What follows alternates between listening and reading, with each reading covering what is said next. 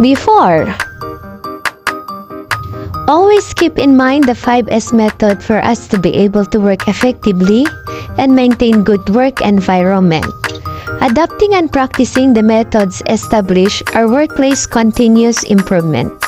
Let's start again the first step, which is the sort.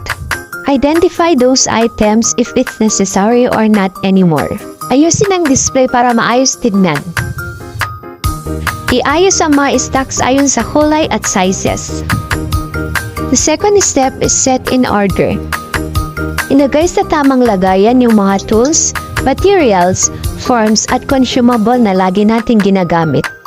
Para ma-maintain ang maayos na paggawaan, panatiling organisado at maayos ang mga bagay na ating ginagamit.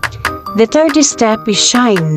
Hindi makukumpleto ang maayos na paggawaan kung hindi tayo magwawalis, magpupunas, magpapagpag at magmamap para ang ating store ay maging malinis, makintab at maaliwalas tignan. After.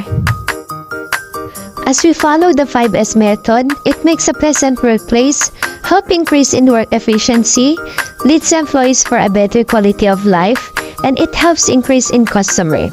Kung paano natin ayusin ang ating sarili, dapat ganun din sa ating trabaho. Because a clean and neat workplace reflect on how we take care of ourselves. Always remember the 5S method.